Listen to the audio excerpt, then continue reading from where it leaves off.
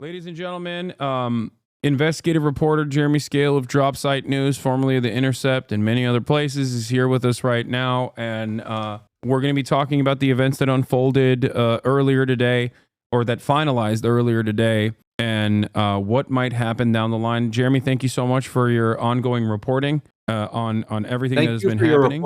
Thank you for your reports recently also, where you were talking to the firefighters. And I mean, like, it's such a treasure that we have you, man.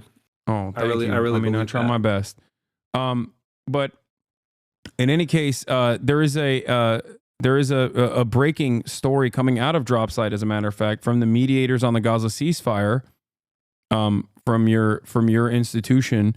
But before we get into that, I wanted to hear you break down everything that has happened in the last week or so, if possible. Can I show you one thing? I'm going to pull this up on my phone. I just want to show you something that relates to everything that we're talking about here, which is that I obtained today. I'm in touch regularly with people that are on the Palestinian negotiating team, and I want to share this. We didn't do this as a story, so this is an exclusive here.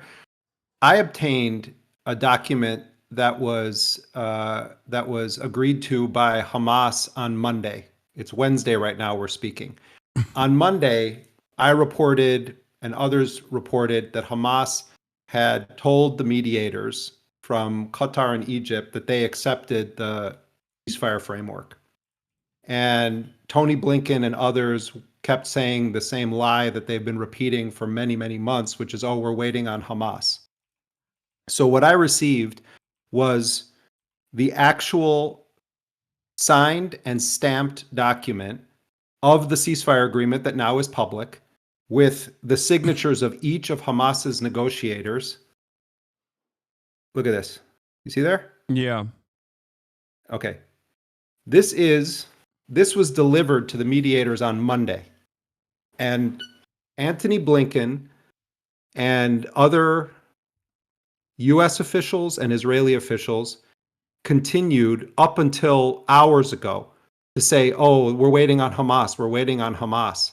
This is what the Palestinians have been dealing with under Joe Biden for almost 16 months now, where there have been good faith efforts to try to engage in an exchange of captives. There are 10,000 plus Palestinians who are being held in Israeli prisons, jails, dungeons, more than 3,000 of them being held in this Orwellian administrative detention. And the negotiators who are working on behalf of the Palestinians, everyone says Hamas, but it's not just Hamas. There's multiple Palestinian factions that are involved with this. They agreed on Monday, and they actually put it in writing, stamped it, and they all signed it, all of their mediators. And Antony Blinken knew this because he was shown that document. And yet the lie continued to be promoted. This is concrete evidence, and there's other evidence, but this is a piece of concrete evidence in the thing that you and I are going to talk about right now, that over the past few days, what has actually happened is that the Israelis were trying to insert new conditions. The Israelis were refusing to provide actual maps of where they would withdraw their troops to. And the reasons the Palestinians wanted those maps is because when Israel doesn't do what they're supposed to, they want to be able to say this is a violation of the agreement. The Israelis want everything to be vague. So, I didn't mean to come in hot fire at you here, but it's I'm watching the commentary on this, and the notion that it's been, Hamas that has prevented a ceasefire is a lie. How many hopefully we're going to see a lot of living people come out of Gaza. There are children, the Bibas children. I hope as swiftly as possible that they are returned. They and their mother, are immediately released. How many Israelis have been killed, in Gaza as a result of this kind of lie factory when deals were on the table? We don't even know how many Palestinians have been killed. The Hamas numbers, it's more than 46,000. This is a dramatic undercount. Yeah. You were talking as I came on about wanting to go in there. One of the reasons the Israelis don't want, non-Palestinian journalists in there is because when they start telling those stories, then people are going to have to take it seriously. when it's our Palestinian colleagues who they're hunting and murdering and killing their family members also, it's like, oh, well, they're all Hamas. And so I'm just giving you one example, like for the the community of people here that you hang out with every day. Like, this is just one small thing from a not powerful journalist that if I can get this document and share it with you guys, why aren't other journalists doing their jobs? Why aren't they saying, no, actually, Antony Blinken is telling lies that are lethal lies? Yeah. Instead of, if like you have direct access to some of these people, you're obviously you're not like a little journalist. You are a veteran in the field. But I'll take it one step further. I'm a random dumbass sitting at home in Los Angeles, California. And if I can see the immediate contradictions with what Antony Blinken has said over and over again, as Israel worked to immediately contradict Antony Blinken, right after he kept saying, no, Israel actually is holding to this deal, but it's actually Hamas that's not holding to this deal. Not this last time around, mind you, but on numerous instances over the course of the past 15 months, then why can't anyone in mainstream news also recognize that? Why do they lap up everything that the American State Department puts out as law, basically, as the utmost truth that you can arrive at? It has been endlessly frustrating. And with the incoming administration, I'll take it one step further. When you have the Trump administration coming in and possibly implementing like ruthless autocratic approaches to media, press freedom, possibly going after political enemies, weaponizing the Department of Justice, all of this stuff, you need good journalism and you need people to have a sense that mainstream outlets, legacy publishers are actually committed to the truth to, do what the Fourth Estate is supposedly designed to do. And yet, in an effort to continue defending the American State Department's objectives in this region, the grand design that the American Uniparty has over the Middle East as they gear up for a much larger conflict with China, they have consistently eroded what remains of the little confidence that people could have had. They've completely lost an entire generation of people that saw with their own two eyes exactly what was going on, and then would tune into the New York Times or tune into CNN or tune into MSNBC, CBS, and the like, and see something entirely different and go, how can I ever trust these people ever again? Yeah, I mean, and look already what's happening. The New York Times, I think it was yesterday, did this story about the Lancet study that showed that there was a dramatic undercounting of the deaths of Palestinians in Gaza. I mean, you've been saying this for a long time. I've been saying this for a long time. But this is indicative of the attempt that people are going to make to kind of clean up on aisle 12, where like they've been facilitating, aiding, abetting this genocide, and watch it too in blue MAGA world, where it's going to be like, well, we always were. No, you weren't. You were part of this. And we did this story today also where, I don't have the number in front of me, but it's like 29%, of people that didn't vote said that the primary reason they didn't vote in the election, this is Ryan Grimm did this story, is because of Gaza. And look at how many people were telling us like, oh, that's not, this isn't the thing. And it's like, Harris has more important things on her plate and, she's working tirelessly. I mean, come on. And now we've got this whole business about the Trump thing, where it's like, I'm sorry. Yes, it was because Trump. The Palestinian negotiators are telling me that also, that there were things that the Israelis were just flat out refusing. And when Trump's people came to town, the whole tune changed. We could talk all about what's going on, with Trump and speculate about it. But just on a realpolitik level, Trump used a power available to, and he's not even the real president yet, to an incoming president. What does that mean about Biden, who was, we're not in control of Israel? Yeah. No, actually, kind of you are, and Trump showed it. Yeah, no, absolutely. In the interest of like ass covering, I guess, one of the things that I wanted to show you here, I'm going to share my screen with you as well so you can see what I'm also looking at. This is from Zana, who showed the new report that came out of New York Times. Death toll in Gaza likely 40% higher than reported researchers say.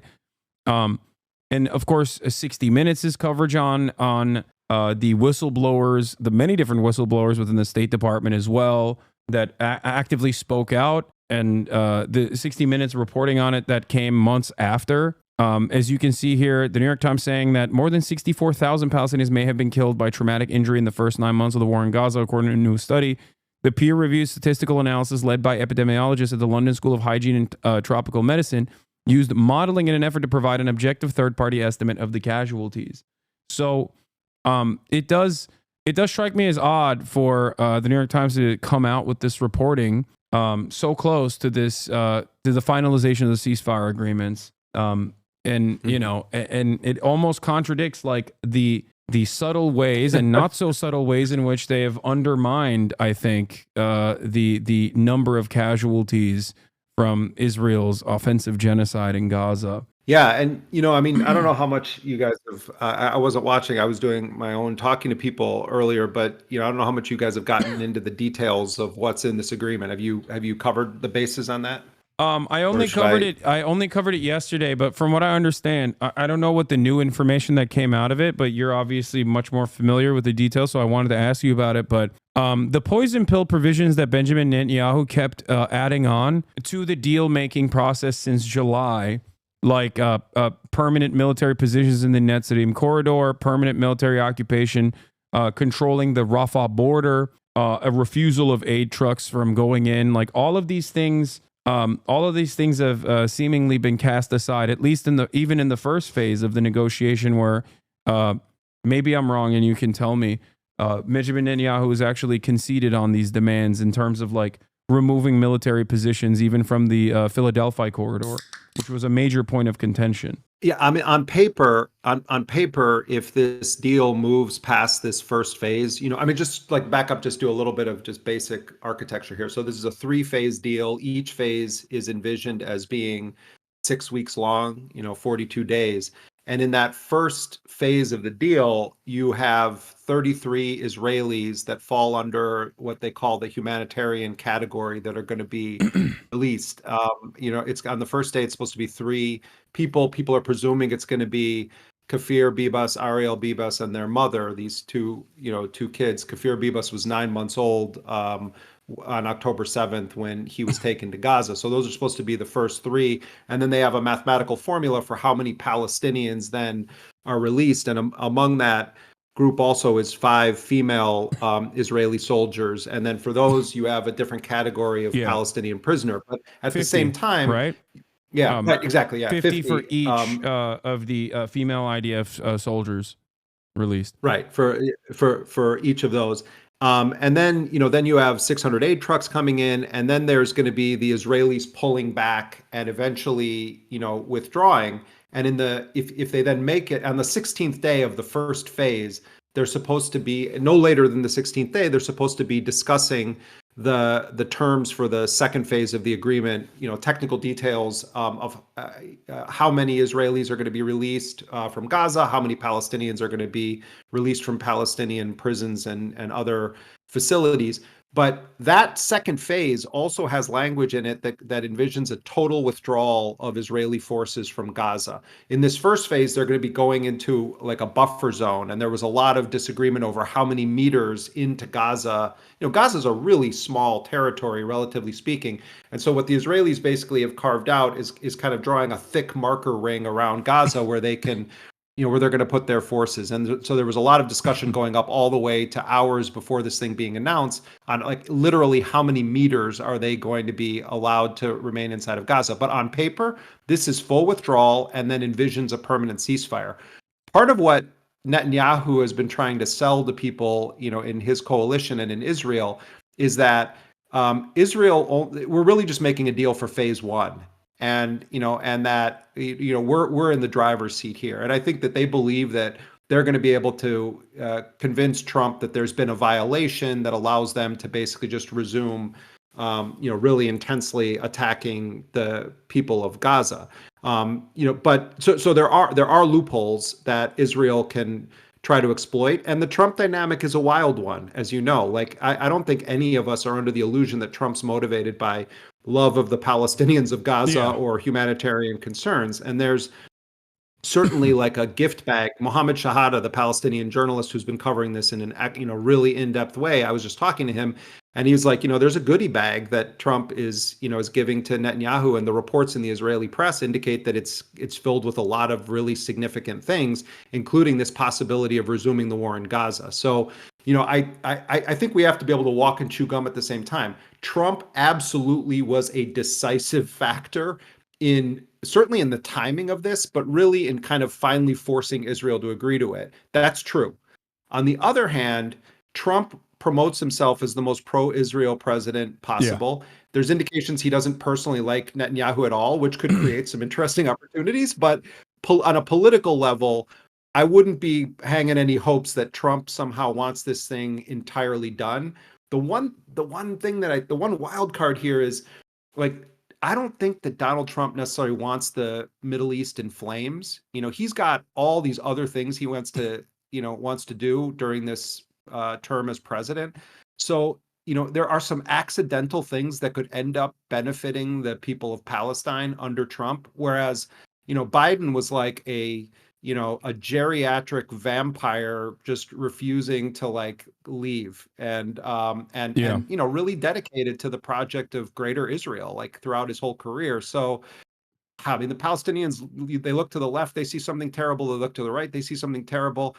There's a weird way in which they could end up with a better deal under Trump's presidency, just because of how absolutely atrocious Joe Biden is on the issue of Palestine. Yeah.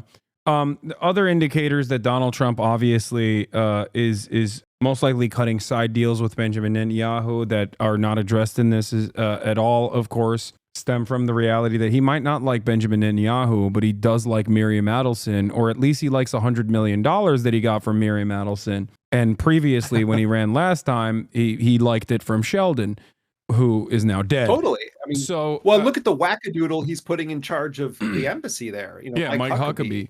A complete evangelical Zionist rabid sociopath, like worse than anything anyone could have ever imagined. A person who says Palestinians don't exist, and a person who refuses to call the West Bank, calls it Judea and Samaria. I mean, he's like a Itamar Ben-Gvir type in American power. It's the equivalent, basically. So.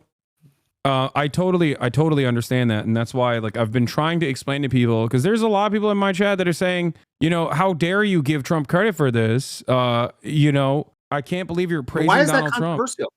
No, but why, look, just spend a few minutes reading generally reliable or mainstream sources. You can find it from the left to the far right in Israeli media. They know what some of those people seem to not want to accept, which is that whatever you think of Trump or why Trump did this, we would not be talking about a Sunday cessation of Israel's war happening had Trump not intervened. That's just Absolutely. a fact. Yeah. That's not praising Trump. That's just factual. Thank you. Exactly. And there is that's just the truth. I think that what do you say to the fact that Trump didn't send like a statesman at all, but just like a real estate developer that he golfs with to talk to Benjamin Netanyahu? What do you feel about the Witkoff? I mean, this story is so surreal. You probably talked about this, but I'll just tell a brief version of it again. That it's come out now in the Israeli media. Apparently, last Friday, Steve Witkoff, who is a billionaire real estate tycoon, a Trump golf buddy, as you say. And who really looked like a deer caught in the headlights when Trump pulled him onto the stage in Mar-a-Lago, a week ago. But Witkoff has been there with Brett McGurk and Burns and, from the CIA and others, and they've been a part of this team because, Trump obviously is going to be president soon. And, Netanyahu was pulling the kind of stuff that he's pulled on Biden and company for, a year and a half. And so Witkoff, Trump's envoy, is in Doha, and he's meeting with the mediators, and he calls Israel and says, I'm coming tomorrow to meet with Netanyahu. And Netanyahu's people say, oh no, it's Shabbat, he can't come, it's the Sabbath. And Witkoff basically says, I don't care what day it is, he is going to meet me. Yeah. And and Witkoff himself is also Jewish, and he said, like he was like, yeah, it doesn't matter what day it is, I'm there. And by the way, like Netanyahu is some like religious scholar or something. I mean, give me a break. The guy's like receiving Cohiba cigars and like jewelry, according to the new Alex Gibney movie, like literally handed this stuff. No, so I think that was deliberate, is what I'm saying. Like I suspected that it's like that is something so like remarkably shady real estate developer type, where you're like strong arming your opponent by humiliating them to just like undermine them and tell them like who's the real person in charge. And it feels but also like that disrespect, I feel like, is like deliberate. It is, but also like, Antony Blinken, none of these people take him seriously. Like he's just not taken seriously. It's just a fact. He's just a creature of the Washington blob. But Trump sends like literally like a golf buddy, and it reminds me a little bit like in the Godfather films, like Tom Hagen. Like when Tom Hagen would show up somewhere as like the consigliere, it's like you knew he was speaking for the Don. And I think that's part of what Trump does. It's like he's not sending some career bureaucrat over there. He's sending like an actual buddy of his, and that guy is not well versed in diplomacy, and he's just saying no, the president wants this done. And I think probably that really took the Israelis by surprise, with the caveat that this narrative in a way benefits Netanyahu, because he can kind of Trump kind of force the hand, and they're going to get all of these other things out of it. Same thing with the sideshow of Ben Gvir and Smotrich, like, oh, we're going to break up the government. Like that far right flank of Netanyahu is kind of good for his propaganda right now. He's kind of trying to have it all ways. So like, yes, I think there's a real thing that happened there that is serious, but part of this is all show, is show, and part of this is spin. So, take it all with a grain of salt. Read all sources, but there is no question. Palestinians recognize it. The Israelis recognize it. I'm talking about people that are making this deal. Trump played a decisive factor in this, and I know it's making people's heads explode. But we have to be able. This is going to be a long 4 years ahead of us. A long 4 years. And we have to learn to be able to walk and chew gum at the same time when we analyze the Trump presidency. And remember that Joe Biden was one of the most bloodthirsty warmongers in American history with this war, facilitating a heinous genocide and gleefully doing it for large parts of it. So let's be accurate. Let's be honest. Let's call a spade a spade. Let's recognize the dangers of Trump. Let's talk about the dangers of Trump. But also we need to be able to speak honestly about it. Like, we have to tell the truth. Yeah, absolutely. Now comes a moment of speculation, because I know I've listened to some of the conversations that you had with Mohammed, and I agree with the assessment that was made in said conversations about what the future of Palestine looks like. Whether there's been some whispers of a potential side deal, a side agreement that Donald Trump might have conducted with Benjamin Netanyahu in Mar-a-Lago. But also on top of that, there is this idea that like the next 42 days will be of utmost importance. First and foremost, the next 4 days will be incredibly important, because Israel does have a tendency to escalate its bombing campaigns in the buildup to a ceasefire. They've always done this historically. They're doing it as we speak. And they're doing it as exactly. They're doing it right now as we are having this conversation. So every single Palestinian I've talked to that is in Gaza right now, I'm like, how are you feeling about this? Are you feeling joyous? Has said, I'm waiting for Sunday. Like Sunday cannot come soon enough, because I don't like. Every single person, no matter what age they are, is like, I will celebrate when it's Sunday, when the ceasefire is actually implemented, because they all know that Israel's modus operandi in situations like this is to really escalate the bombing until the very last moment of the facilitation of ceasefire.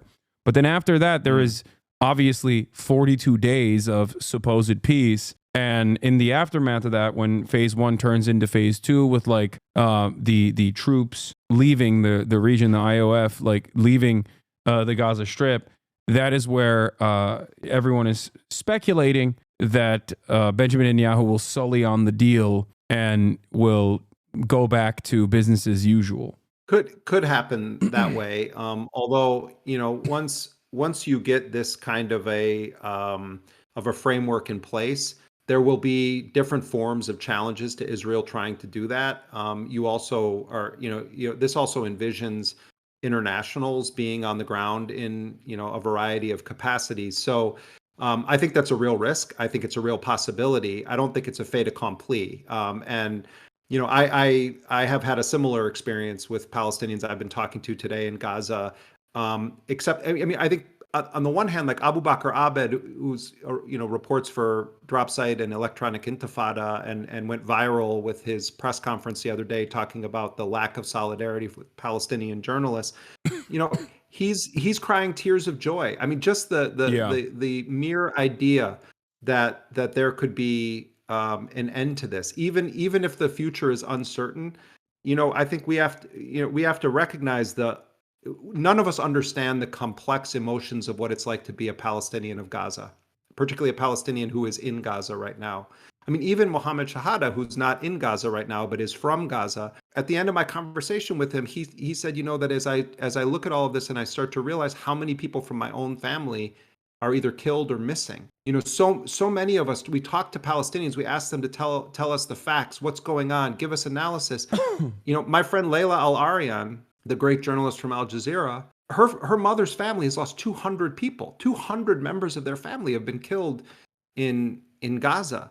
And so, I think it is important for them to be able to celebrate this moment while recognizing that they are dealing with liars, warmongers who are intent on erasing their people from the world.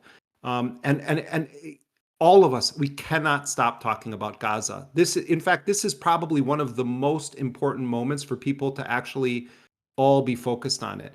Because people are going to say, oh, well, this is resolved. It's not resolved. We're dealing with really dangerous people on the other side of this agreement that have a long history of violating these agreements. And that's where the bad parts of Trump come into play when it relates to Israel. Like, to what extent is he actually going to be willing to restrain Netanyahu? What deals has he already made? These are really, really relevant questions.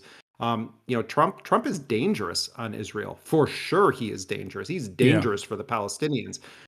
But he's the one that at least got this to stop for now when it comes to, American officials or American figures.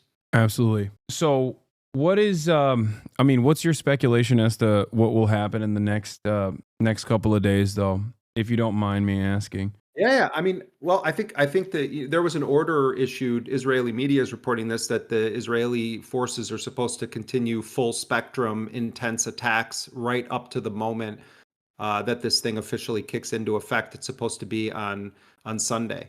I think that one dynamic here, when Israeli captives start to get released and we start to learn who's alive and who's dead, I think that there is going to be pressure felt from the Israelis to punish the Palestinians again, depending on who's living, who's dead, what's described about their conditions. So, we should pay close attention to this. And what will often be lost in this is those kinds of stories from the Palestinian side.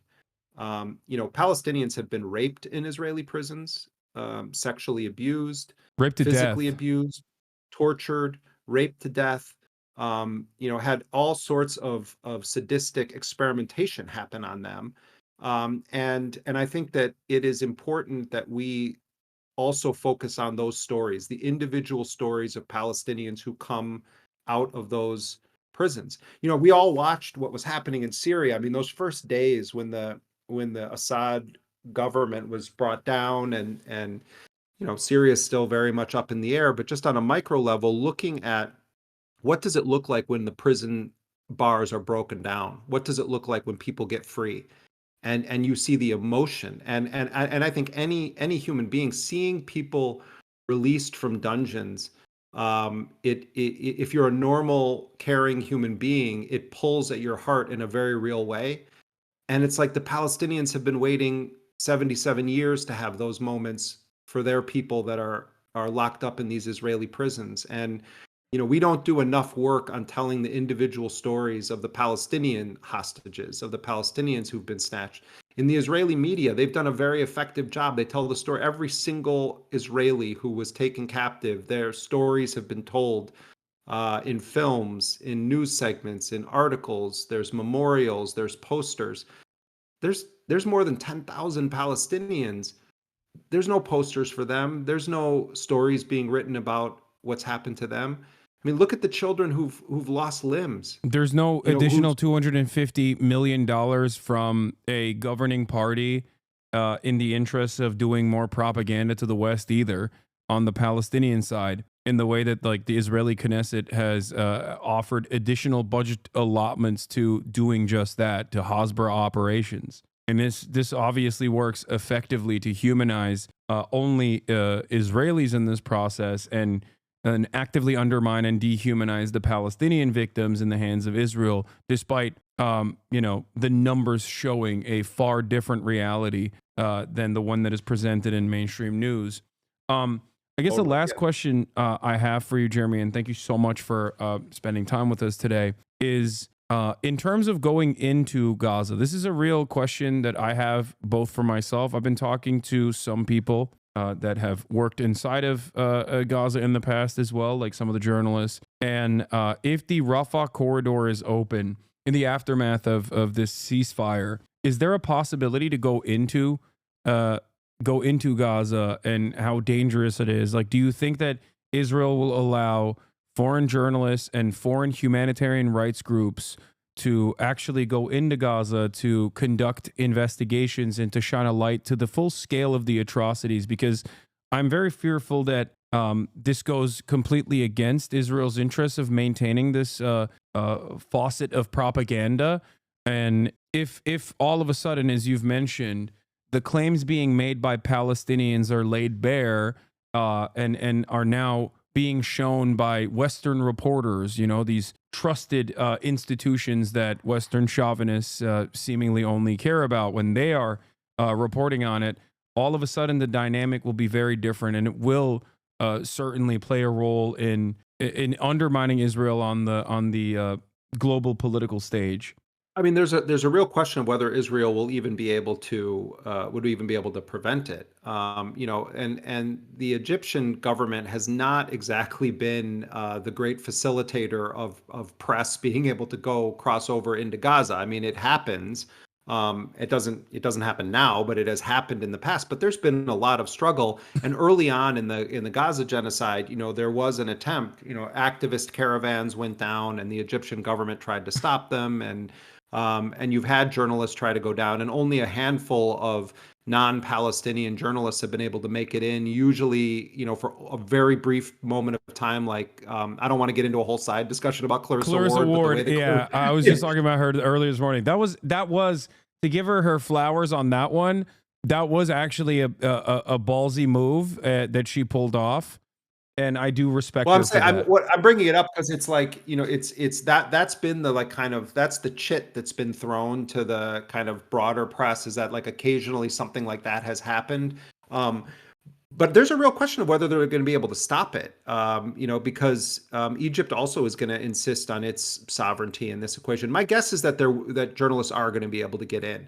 On the issue of safety, look, you're in an unstable environment where at any moment the Israelis could decide that there's been a quote unquote violation. But I think journalists have to try to go in, and I think journalists need to continue the pressure. And to their credit, Western reporters have gone through a process of Israel where they filed litigation saying that this is undemocratic and anti-press to not allow journalists to go in there. I think there's going to be a lot of Western journalists, of all stripes, that are trying to get in there. It's like, I mean, if you're talking about yourself going in there, I think you have to trust local reporters and journalists and listen to them and take seriously their assessments.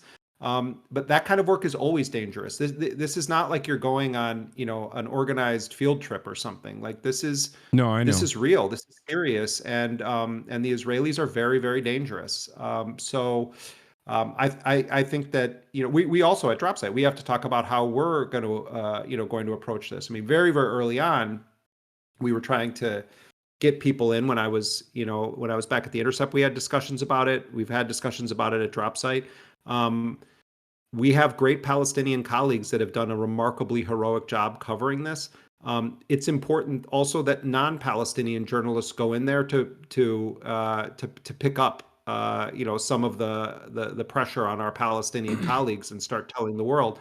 And the reality is, unfortunately, that sometimes people listen more to to non-Palestinian journalists. I mean, that's just like, it's horrible, but it's true. And I think that it's going to be an undeniable crime scene that people are going to be witnessing, and that's why the Israelis don't want anybody in there. Yeah, I don't know. I mean, I'm thinking about the logistics. Like, this just happened, so it will be like, the nature of my coverage is that it's real time live stream broadcasting. So I don't know if that offers a crosshair or a shield in that regard, where it's just like it's something that is impossible to reckon with or avoid, I guess, in that regard. I mean, look, I was in Yemen at the height of Obama's drone wars, and in Somalia and other places where, is there officially a war declared? No, but there's, part of the nature of war. I mean, I think people who watch too many films think it's just like all the time. One of the most terrifying things about being in a war zone is that nothing ever happens in a predictable manner. You can think that, we're like, we were out in the field. Let me just give you an example. We're out in the field. We're filming people. We were filming this thing, but now we're back to wherever we're staying and we're safe. Well, why do you think you're safe? Anything can happen there. So it's the unpredictable, unexpected nature of it that often is kind of the most terrifying. And I think that's true also of civilians. How many stories of Palestinians did we hear where a parent says, "Oh, I went out to forage for food," and then their family is killed when they go out? Or someone gets sent out to go and do a mundane task. "I'm going to fill some water," and they end up getting killed. I mean, to me, that's the war is not like you see in films. It's like, one of the most terrifying aspects of it is that bad, horrifying things can happen at any moment. And I think that vibe is still going to be true, even if there's this quote unquote, cessation of hostilities in that first phase. But that's what journalists do. They go and they take calculated risks, and sometimes the calculations have to be thrown away because of that unpredictable nature of what can happen in a war zone. Well, I'd like to talk to you more about that offline as well, in terms of like what the best possible way to do that as well. But thank you so much, Jeremy, for coming on and enlightening us as always. And also, thank you so much for your consistent, continued coverage. And thanks to you also, like, you really helped get Dropsite off the ground, and like, so many people from this stream are now like subscribers and write us, and so we're super grateful, like, for your solidarity and your help, and also helping Dropsite launch into the world. You often like disparage yourself, man, but like, when you do something that's when you do something that's hitting, it's really hitting. Like, and I think your voice matters more than you give yourself credit for. I try to do my best, but I am, at the end of the day, nothing without my community, and I think that they are the ones who make my reach more meaningful, I think. But once again, thank you so much. All right.